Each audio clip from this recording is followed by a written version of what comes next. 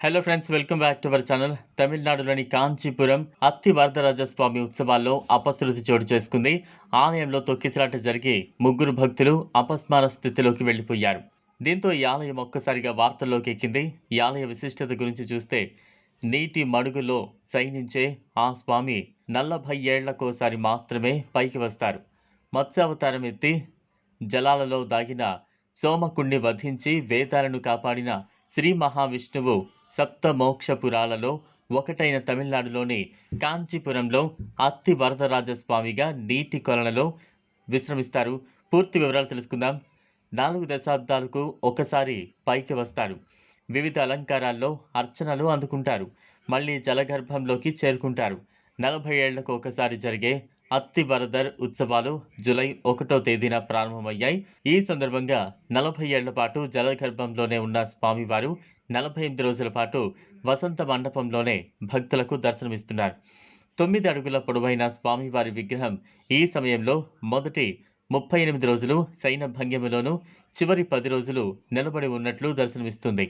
కాంచీపురంలో వెలసిన వరదరాజ పెరుమాళ్ ఆలయంలో ఉన్న అనంత సరస్సు నుంచి అత్తి వరదరాజస్వామి మొదటిసారి 1937 జూన్ 12న జలావాసం నుంచి బయటకు వచ్చి భక్తులకు వసంత మండపంలోనే దర్శనమిచ్చారు.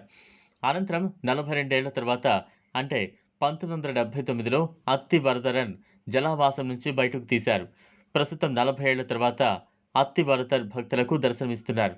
ఈ ఆలయ చరిత్ర చూస్తే, బ్రహ్మదేవుడు ఆజ్ఞాపించడంతో దివ్యమైన యాగ సమయంలో దేవశిల్పి విశ్వకర్మ అత్తి చెట్టు కాండతో శ్రీ వరదరాజస్వామి విగ్రహాన్ని తయారు చేసి ప్రతిష్ఠించారు.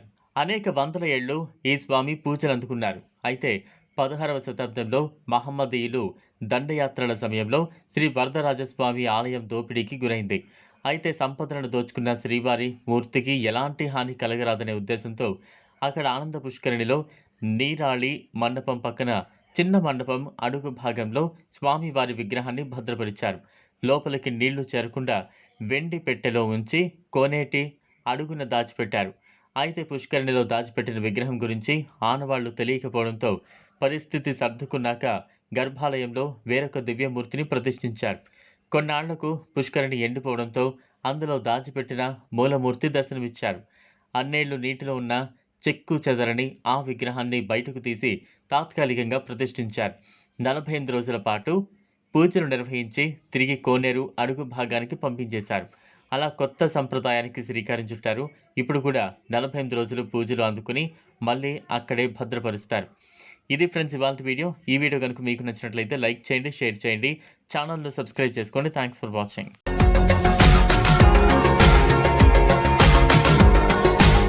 మరిన్ని అప్డేట్స్ కోసం మా ఛానల్ని సబ్స్క్రైబ్ చేయండి.